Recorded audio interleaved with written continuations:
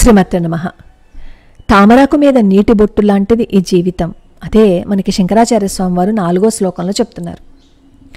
నళినీ దళగత జలం అతి తరళం తద్వజ్జీవితం అతిశయ చపలం విద్ధి వ్యాధ్యభిమానగ్రస్తం లోకం శోకహతం చ సమస్తం. ఆధ్యాత్మిక మార్గంలో మానవుడు ముందుకి వెళ్ళాలి అంటే నిరోధించేవి కామిని, కాంచనము. ఈ రెండింటిని వదిలేయి అని గడచిన 2 శ్లోకాల్లో బోధించి ఇప్పుడు ఏం చెప్తున్నారు? మానవ జీవితం యొక్క అస్థిరత్వాన్ని, ప్రపంచం యొక్క దుఃఖ స్వరూపాన్ని మనకి శంకరాచార్య స్వామి వారు వివరించి చెప్తున్నారు. మనం ఎంత పిచ్చోళ్ళము అంటే రాత్రి నిద్రపోయేటప్పుడు పొద్దున్న ఖచ్చితంగా నిద్ర లేస్తాము అని అలారం పెట్టుకుంటాం. కానీ అలారం పెట్టుకున్న మనం లేస్తామా లేవమా అనేది ఎవరి చేతుల్లో ఉంటుంది? ఎంతమంది నిద్రపోయిన వాళ్ళు పొద్దున్న లేచి ఈ ప్రపంచాన్ని చూడగలుగుతున్నారు? ఎంతమంది నిద్రపోయిన వాళ్ళు నిద్రలోనే కళ్ళు మూసేస్తున్నారు? ఏ క్షణాన ఏం జరుగుతుందో ఎవరికీ తెలియదు. కానీ ఈ జీవితం శాశ్వతం అని అనుకుని అశాశ్వతమైన వాటి వెంట పరిగెడుతున్నాం. అలా పరిగెట్టద్దు అని మనకి శంకరాచార్య స్వామి వారు చెప్తున్నారు. ఈ జీవితాన్ని సార్థకం చేసుకో, ఈ జీవితాన్ని ధన్యం చేసుకో అని. మనిషి జీవితం ఎలా ఉంటుంది? నీటి బుడగ లాంటిది. ఈ క్షణం ఈ తామరాకు మీద ఉన్న నీటి బొట్టు కనిపిస్తుంది చాలా అందంగా. కానీ ఒక్కసారి ఆకు అటు ఇటు కదిలిందనుకోండి, ఆ నీటి బొట్టు కనిపిస్తుందా? నీళ్లలో పడిపోయి మాయమైపోతుంది ఆ నీటి బొట్టు. మానవ జీవితం కూడా అంతే. ఈ క్షణం కనిపించినప్పటికీ మరుక్షణం కనిపిస్తుంది అన్న నమ్మకం లేదు. చపల స్వభావం కలదై అతి స్వల్ప మనుగడని సాగిస్తోంది. తామరాకు మీద ఉండే నీటి బొట్టును చూస్తే ఎంత అందంగా ఉంటుంది, అబ్బాయి ఎంత బాగుందో అనుకుంటాం. వివిధ కళాకాంతులు విరజిమ్ముతూ ముత్యంలా కనిపిస్తుంది. ఇంద్రధనస్సులో గోచరించే రంగులతో తీర్చిదిద్దినట్లు శోభాయమానంగా కనిపిస్తుంది. ఎంత శోభాయమానంగా ఉంటే ఏం లాభం?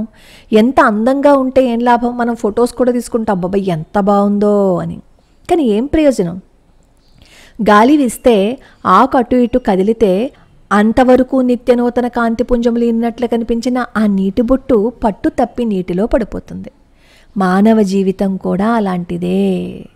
జీవితం ఎంత ప్రకాశవంతంగా శోభిల్లుతున్నా, అష్టైశ్వర్యాల మధ్య భాసిస్తున్నా, భోగభాగ్యాల మధ్య తొలతూగుతున్నా, పాండిత్య ప్రకర్షలతో సన్మానించబడుతున్నా శాశ్వతంగా నిలిచిపోయి ఉంటుందా? శాశ్వతంగా నిలిచేది మాత్రం కాదు. మనం ఏమనుకుంటామంటే రంగురంగులను చూసి అబ్బాయి ఎంత అందంగా ఉన్నాయో, ఎంత బాగున్నాయో, అవే శాశ్వతమేమో అనుకుంటాం. కానీ అది శాశ్వతం కాదు అని మనం తెలుసుకోలేము. మనం దీర్ఘకాలం జీవించినా అనంతకాల చక్రంలో అదొక క్షణకాలం మాత్రమే. మనకి కళ్ళు వస్తూ ఉంటాయి సాధారణంగా. మనం నిద్రించినప్పుడు మనకు వచ్చే కళ 90 సెకండ్లు మాత్రమే ఉంటుందట. మనకి ఈ సైక్రియాటిస్టులు చెప్తూ ఉంటారు 90 సెకండ్లు మనకి కళ వస్తుంది. కానీ అంత స్వల్ప కాలంలో మనం ఎంతో జీవితాన్ని సాగించినట్లు స్వప్న అనుభూతిని పొందుతూ ఉంటాం. కళ జరుగుతున్నంత వరకు ఆ స్వప్నము, అది జరుగు దీర్ఘకాలము మనకి నిజమే అని అనిపిస్తుంది కదా. మెలకుగా రాగానే అనిపిస్తుంది, ఓహో ఇది అబద్ధమా అనిపిస్తుంది. అలాగే స్వప్నము నడిచిన కాలం కూడా క్షణికము అని అప్పుడు తెలుస్తుంది. జాగ్రత్త అవస్థ కాలమానంతో కొలిచినప్పుడు స్వప్నకాలం ఎలా క్షణికమో అనంతకాల పరిధిలో ఉండి దర్శించగానే ఈ జాగ్రత్త అవస్థ కాలం కూడా ఒక దీర్ఘ స్వప్నం లాంటిది అని తేలిపోతుంది. మనం ఈ క్షణిక జీవితం మీద ఏర్పరచుకున్న మమకారాలు ఏదో ఒక క్షణంలో మృత్యు అనే ఖడ్గంతో ముక్కలు ముక్కలు కాక తప్పవు కదా. ఆ విషయాన్ని మనం అంగీకరిస్తామా? వస్తువులతో మనం కల్పించుకున్న సంబంధాలు, వ్యక్తులతో మనం ఏర్పరచుకున్న అనుబంధాలు, దాని నుంచి పొందే అనుభూతులు ఇవన్నీ కాలగర్భంలో కలిసిపోతాయి, కలిసిపోక తప్పవు. అనిత్యమైన జీవితం మీద మనం ఎన్నో ఆశ అనే మేడలు నిర్మించేసుకున్నాం. ఈ అనిత్యమైన జీవితం మీద ఏర్పరచుకున్న ఈ మేడలన్నీ ఎలా కూలిపోతాయి? పేక మేడల్లాగా కూలిపోతాయి. అశాశ్వతమైన జీవితాన్ని శాశ్వతమని భావిస్తున్నాం. దాన్ని సుఖవంతం చేసుకోవడానికి ఎన్నో అమానుష కృత్యాలు చేస్తున్నాం. శంకరాచార్య స్వామి వారు ఏం చెప్తున్నారంటే, ఇది శాశ్వతం కాదు, నువ్వు దీన్ని సుఖం చేసుకోవటం కోసం ఎన్నో అమానుషమైన పనులు చేస్తున్నావు, అలా చెయ్యకు. క్షణికమైన మానవ జీవితం యొక్క నిజ స్వరూపాన్ని గ్రహించు, భ్రాంతి నుంచి బయటపడు, జీవిత విలువలనన్నీ గుర్తించి జీవించు అని శంకరాచార్య స్వామి వారు హెచ్చరిస్తున్నారు. ఈ శ్లోకం మొదటి పాదంలో అనిత్యమైన మానవ జీవితం యొక్క నిజస్థితిని వివరించి, రెండవ పాదంలో తాను నివసించే ప్రపంచం యొక్క దుఃఖమయ స్థితిని తెలియజేస్తున్నారు. ప్రతి వ్యక్తిలో శరీరము, మనస్సు ఇవి చాలా తీవ్రంగా పనిచేస్తూ ఉంటాయి. మనస్సుకి శరీరానికి ఎంతో దగ్గర సంబంధం ఉంది. శరీరం అనారోగ్యానికి గురైందనుకోండి, మనం ప్రశాంతంగా ఉండగలమా? మనము అంటే మనస్సు ప్రశాంతతని కోల్పోతుంది. అలాగే మనోక్లేశాల యొక్క ప్రభావం కూడా శారీరక అనారోగ్యాలకి కారణమవుతుంది. అందుకే మనకి భగవద్గీత కూడా చెప్తుంది, నీ మనస్సే నీ ఆరోగ్యము అని. మనం ఎంత ఆరోగ్యంగా ఉంటే, మన మనస్సుని ఎంత హాయిగా ప్లెజెంట్గా ఉంచుకుంటే మన శరీరం అంత బాగుంటుంది. కానీ అదే మనసులో పిచ్చి పిచ్చి ఆలోచనలు, పిచ్చి మాటలు, కోపము ఇవన్నీ మన మనసులో పెట్టుకుంటున్నాం. ఆ ప్రభావం మన శరీరం మీద పడి ఈ శరీరం రోగభూయిష్టం అయిపోతుంది. స్థూల శరీరాన్ని అంటుపట్టుకున్న వ్యాధులు మాత్రమే కాకుండా సూక్ష్మ శరీరాంతర్గత అభిమానం కూడా మనిషిని భయంకర వాతావరణంలో పడేస్తుంది. అజ్ఞానజనిత అభిమానం వల్ల మనిషి సత్య జీవితాన్ని సాగించలేకపోతున్నాడు. ప్రతి వ్యక్తిలో ఎన్నో కోరికలు, రాగద్వేషాలు ఇవన్నీ కలిసి అభిమానము అనే రాక్షసిని పెంచేస్తున్నాయి. అది రోజు రోజుకి పెరిగిపోతుంది. ఈ రోజు రోజుకి పెరిగిపోతున్న ఈ అభిమాన రాక్షసి మనిషి జీవన ప్రగతిని చావుదెబ్బ కొట్టేసి శాంతిని భగ్నం చేసేస్తుంది. ఎలుక కనిపించడానికి చాలా చిన్న జంతువు కదా, దంతాలు కూడా చాలా చిన్న ఉంటాయి. కానీ అది ఏం చేస్తుంది? చెక్కను కూడా కొట్టేస్తుంది, వస్తువులన్నీ పాడు చేసేస్తుంది. అలాగే ఈ అభిమానము అనేది ఎంత చిన్నదిగా మనకి కనిపించినా మనలో విజ్ఞాన భాండాగారాన్ని అంతా పాడు చేస్తుంది అనటంలో సందేహమే లేదు. లోకం శోకహతం చ సమస్తం అన్నారు శంకరాచార్య స్వామి వారు. స్థూల శరీర ప్రాప్తమైన వ్యాధి వల్ల కలిగే శోకము, సూక్ష్మ శరీరజన్యమైన అభిమానం వల్ల కలిగే దుఃఖాలతో లోకము శోకమై ఉన్నది. అంతేకాకుండా లోకము అంటే అర్థం ఏంటి? అనుభవ క్షేత్రము అని. మానవలోకం ఒక్కటే లోకం కాదు, ఇక్కడ త్రిలోకాలు కూడా విసర్జనీయమే కానీ వాంఛనీయము కాదు అని భావం అన్నమాట.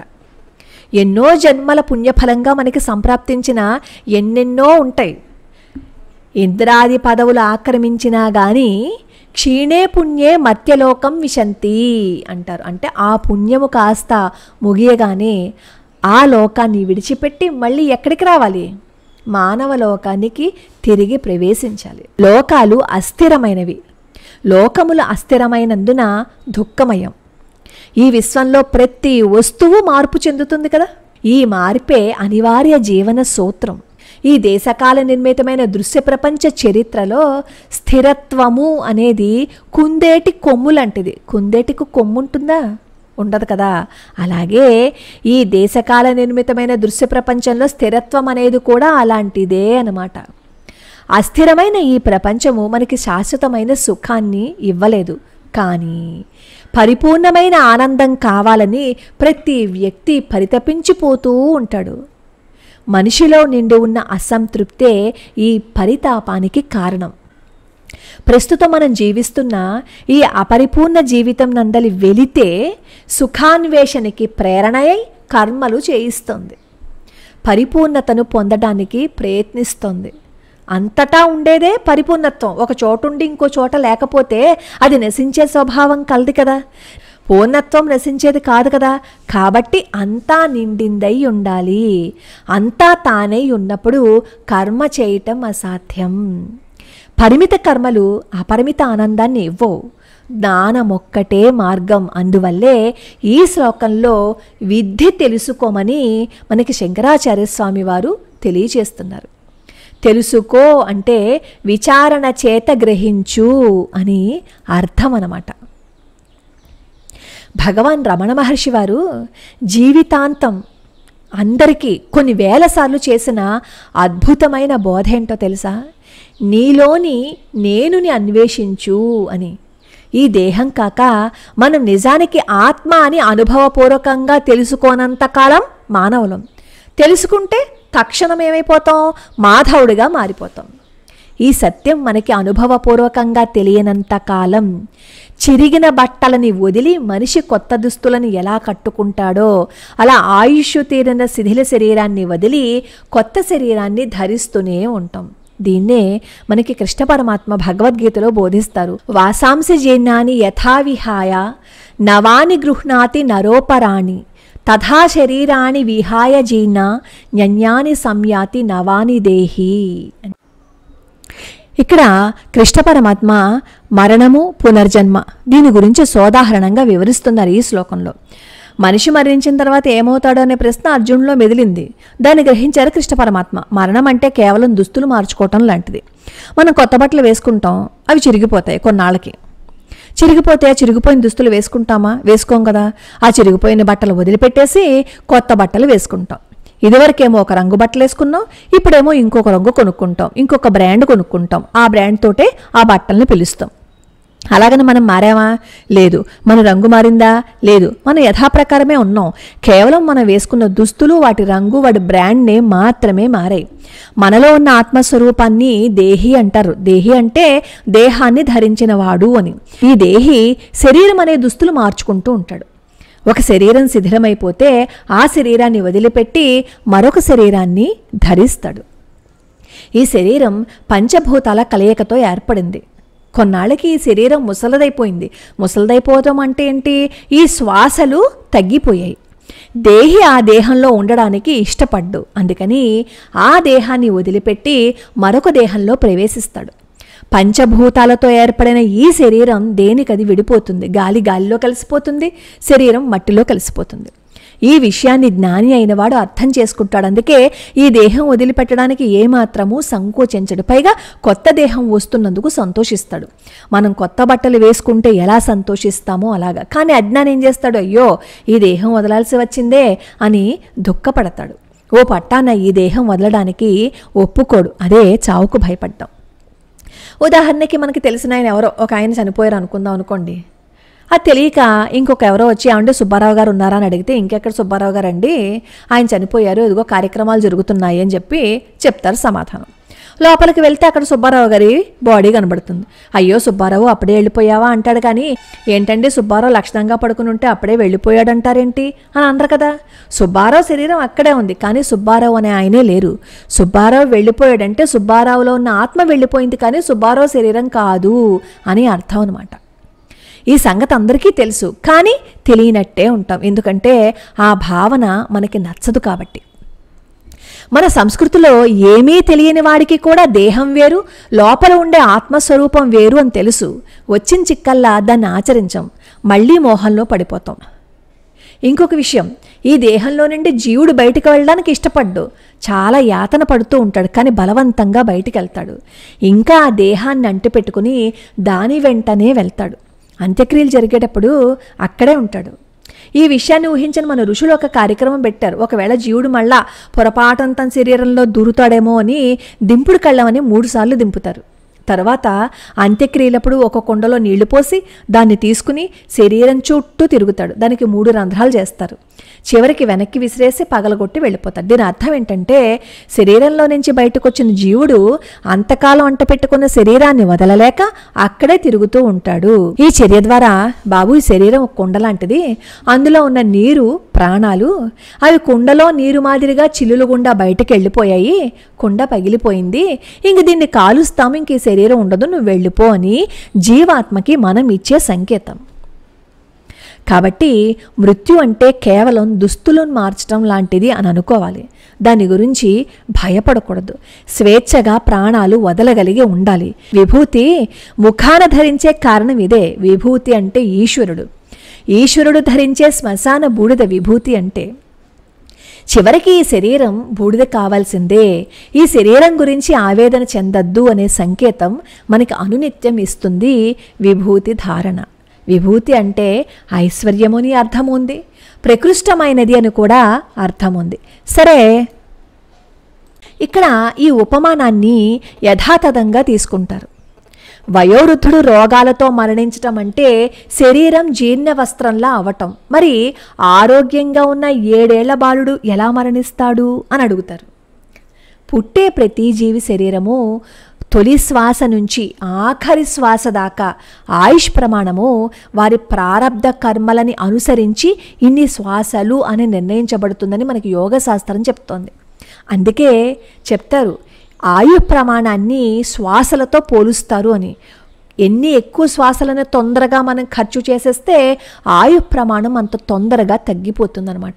అందుకే కోపం వచ్చేవాళ్ళు, అతిగా కోపం పడే వాళ్ళకి ఆయు ప్రమాణం తగ్గుతుంది అంటారు. ఆ కోపంలో మనం బాగా ఊపిరి పీల్చేస్తూ ఉంటాం. దీర్ఘంగా నెమ్మదిగా శ్వాస పీల్చి నెమ్మదిగా శ్వాస వదులుతూ ఉన్నాము అని అనుకోండి, అది ఆరోగ్యానికి మంచిదే, ఆయు ప్రమాణాన్ని కూడా పెంచుతుందన్నమాట.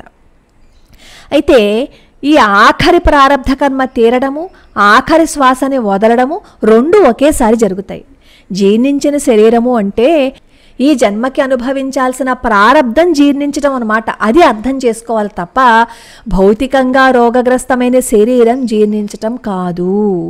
అది మనం అర్థం చేసుకోవాలి. జీవితం శాశ్వతం అనుకుని కొన్ని 100 ఏళ్లకు సరిపడా ఆర్జించినా మనిషికి ఇంకా తృప్తి తీరదు, ఆశ చావదు. పోనీ ఈ అపరిమితమైన జీవితం మనకేమైనా సుఖాన్ని ఇస్తుందా?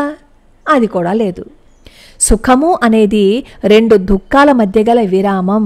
ఇది ఆలోచిస్తే మనకి ఎంతో శాంతి కలుగుతుంది. అదే నిజం. అసలు మన శరీరంలో ఒక్క రసాయనిక పదార్థం కొద్దిగా పనిచేయకపోయినా, కొద్దిగా ఒక ఎంజైమ్ తక్కువైనా, కొద్దిగా ఒక గ్రంథి కొంచెం సేపైనా విశ్రమించిన అందువల్ల అనారోగ్యం వస్తుంది. దానివల్ల కలిగే అసౌకర్యము భరించలేము. ఇవన్నీ సమపాళ్లలో ఉండడం అనేదే సుఖం. దుఃఖం ఎప్పుడూ ఆ సుఖం వెనకే దాగి ఉంటుంది. మనకి సంబంధించిన ప్రతివారు, కుటుంబ సభ్యులు, బంధువులు, మిత్రులు, తోటివారు, ఇంకా ఎంతోమంది మన కోరికకి అనుగుణంగా మసులుకున్నంత వరకు మనకి సుఖం. వాళ్ళు మన ఇష్టానికి కొంచెం దూరం వెళ్ళారు అంటే ఇంక అసలు మనకు అది దుఃఖంగా మారిపోతుంది. ఈ దేహమే తను అనే బుద్ధి కలిగి ఉండడమే మనిషి చేసే అతిపెద్ద నేరం. దానికి శిక్షే జన్మచక్రం. నిజానికి మనం తరచూ వాడేది నేను. అసలు ఆత్మ వల్లే నేను అనే ఈ ఉనికి ఏర్పడుతుంది. శరీరం ఓ వాహనం అనుకున్నాము అని అనుకోండి, దాన్ని నడిపే చోదకుడు ఆత్మ. కారు నేను డ్రైవర్ని అనుకోవడం ఎంత విడ్డూరమో, మనమే శరీరం అనుకోవటం కూడా అంతే హాస్యాస్పదం. శరీరంతో తాదాత్మ్యం చెందటం వల్లే మనం ఈ శరీరము అని నమ్ముతున్నాం. ఫలితంగా ఈ దేహాభిమానం ఏర్పడింది. దాంతో ఇతర దేహాలతో రాగద్వేషాలు, పదార్థాల మీద వాంఛలు, వాటిని పొందాలన్నా లేదా పొందకూడదన్నా సంకల్పాలు జరుగుతున్నాయి. అవే దుఃఖానికి హేతువులని వేదాంతం చెప్తోంది. మనం ఈ శరీరం కాక ఆత్మ అనే గ్రహింపు మనకి అనుభవపూర్వకంగా సంభవిస్తే కానీ ఈ దేహాత్మ భావన పోదు. మనం ఆత్మ అన్న పరమసత్యాన్ని నిజాయితీగా నమ్మి దాన్ని అనుభవపూర్వకంగా గ్రహించాలన్న తృష్ణ కలిగితే అప్పుడు మనం ఈ శరీరాన్ని కానీ దీనికి వచ్చే రోగాలను కానీ లక్ష్య పెట్టం. రమణ మహర్షి అంతే కదా. మనం ఎప్పుడైతే లక్ష్య పెట్టమో అప్పుడు శాశ్వత ఆనందాన్ని ఇచ్చే బ్రహ్మైక్యం కోసం ప్రయత్నించాలి అని అనుకుంటాం. శంకర భగవత్పాదులు మనందరినీ నేను ఈ దేహము అనే బుద్ధి నుంచి విడుదల చేయాలనే తపనతో భగవంతుణ్ణి భజించటం ఒక్కటే అందుకు మార్గము అని ఆ వృద్ధ పండితుడికి అప్పుడు బోధించారు. అనేక శోకాలు, రోగాలు, కష్టాలు, విషాదాలతో, అయిష్ట సంఘటనలతో కూర్చబడిన ఈ జీవితం తామరాకు మీది నీటి బొట్టులా తాత్కాలికమైనది, అశాశ్వతమైనదని తెలుసుకో అని మనల్ని హెచ్చరిస్తున్నారు శంకరాచార్య స్వామివారు.